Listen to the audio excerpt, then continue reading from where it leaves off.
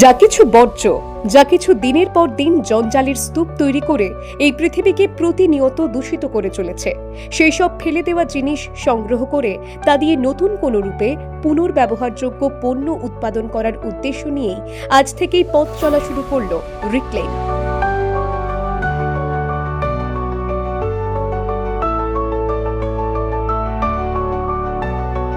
রিক্লেমটা হচ্ছে একটা ইনিশিয়েটিভ যেটা আমরা শুরু করেছি, যে বর্জ্য পদার্থ যাতে আবার আমাদের সার্কুলেশনে ফেরত এনে অন্য প্রোডাক্ট হিসেবে কিংবা অন্য কাজের জন্য ফেরত আসে, রিপারপাসড অর রিসাইকেলড। এমনিতে বর্জ্য যাতে কম তৈরি হয় সেটাও যেমন আমরা করতে বলবো, তেমনি যখন বর্জ্য তৈরি হচ্ছে তখন আমরা কিছু কোম্পানিজদের মোটিভেট করব যাতে ওরা এই বর্জ্য থেকে নিয়ে ওয়েস্ট টু ওয়েলথ কিছু প্রোডাক্টস বানায় যেগুলো আবার ফেরত চলে আসে ইন সার্কুলেশন। এর সাথে আমরা একটা ইনিশিয়েটিভ নিচ্ছি যাতে আমরা নর্মাল সোসাইটির লোকেরা এই জিনিসগুলোকে ইউজ করতে শুরু করি। দেখুন, কোম্পানি তো চলে আসবে, আমরা যদি ইউজ করি, যদি ডিমান্ড জেনারেট হয় তাহলে কোম্পানি সেগুলো বানাতে শুরু করে দেবে। আজকে European leading football teams recycle প্লাস্টিকের জার্সি পরে খেলছে, তো কিন্তু আমাদের দেশে কেন খেলছে না, আমাদের বাংলায় কেন খেলছে না? আমরা কেন ভাবছি যে প্লাস্টিক গরম হবে? যদি ফুটবল ম্যাচ খেলতে পারে তাহলে এইখানে এই যে মানসিক কিছু চিন্তাধারা আছে সেইগুলোকে আমরা বদলানোর চেষ্টা করছি। আর সবচেয়ে ইম্পর্টেন্ট যেটা, যে অনেকে পরিবেশ সচেতন প্রচন্ড, তারা তাদের মতন করে পরিবেশের ভালোও করার চেষ্টা করছে, কিন্তু আনফরচুনেটলি একটা জিনিস আছে গ্রিন ওয়াশিং বলে, যেটা আপাত দৃষ্টিতে মনে হয় যে পরিবেশের ভালো করা হচ্ছে কিন্তু পরিবেশের খারাপ হয় সেটাতে। তো এই গ্রিন ওয়াশিং গুলোকে মানুষের চোখের সামনে নিয়ে আসার চেষ্টা করছি। আজকের অনুষ্ঠানে আপনি দেখবেন আমরা কিছু উদাহরণ দিয়ে, 10টা মতন উদাহরণ দিয়ে বোঝাবো গ্রিন ওয়াশিং কাকে। আমরা শুধু প্লাস্টিক নিয়ে করছি না, কিন্তু এর জন্য আমরা ফার্স্ট একটা প্লাস্টিক বেস কম্পিটিশন করছি, কারণ ওই কম্পিটিশনটা করা ইজিয়ার।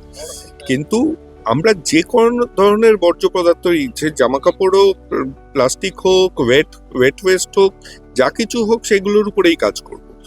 তো প্লাস্টিকেও যে জিনিসটা হচ্ছে, যেটা আজকে শুনে থাকবেন, আমাদের MMICও বললেন যে আমরা কিন্তু এখনো ওয়েস্ট সেগ্রিগেশন করছি না বাড়িতে। আমরা ভাবছি যে কর্পোরেট কিংবা সরকার কিংবা মিউনিসিপ্যালিটি আমাদের হয়ে জিনিসগুলো করে দেবে। আপনি বলছেন অনেকদিন ধরে হচ্ছে কাজ, কিন্তু জনগণের পার্সোনাল লেভেলে কিন্তু খুব একটা কাজ হয়নি। আজকে এখনো রাস্তার মধ্যে আমরা দুম করে প্লাস্টিকের একটা চিপস খাওয়ার প্যাকেট ফেলতে এক বিন্দু দ্বিধা করি না। তো এই রকম কাজ যতজন করবে তত ভালো। এটাও আমরা করব, কিন্তু শুধু এটা করছি না। দেখুন, সবার আগে যেটা দরকার, আমি বক্তব্যে বলেছি যে রাজনৈতিক সদিচ্ছা, ভৌগোলিক অবস্থান, অর্থনৈতিক সংগতি এবং মানুষের সহযোগিতা, এই 4টে জিনিস না হলে আমরা কিন্তু লক্ষ্যে পৌঁছতে পারবো না। ভারতবর্ষের গণতন্ত্র সংবিধান এটাই বলে।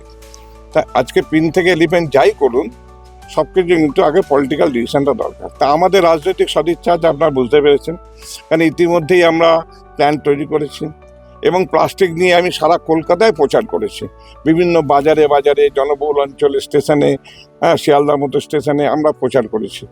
এবং আমরা যেটা বিভ্রান্ত হয়ে যাই, কেন্দ্রীয় সরকার মাঝে মাঝে বিভিন্ন রকম সার্কুলার দিচ্ছে, কখনো বলছে 40 মাইক্রন, কখনো বলছে 50, 60, 70, 80 করতে করতে আজকে দাঁড়িয়েছে 120 মাইক্রন। তো এই যে বিভ্রান্তকর বক্তব্য বা সার্কুলার, এটা আমাদের পক্ষেও কাজ করা খুব কষ্টকর হয়ে যাচ্ছে।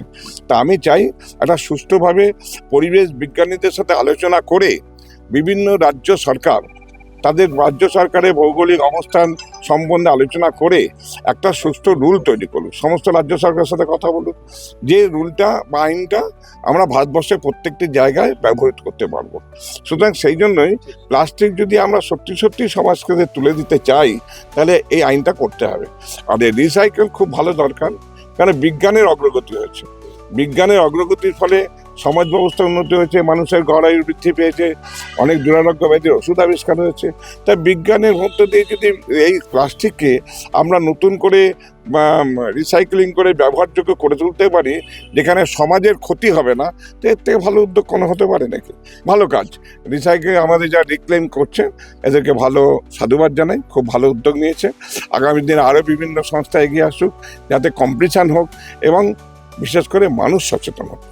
আজ 7ই মার্চ 2026 শুভ উদ্বোধন হলো এই নতুন প্রচেষ্টার।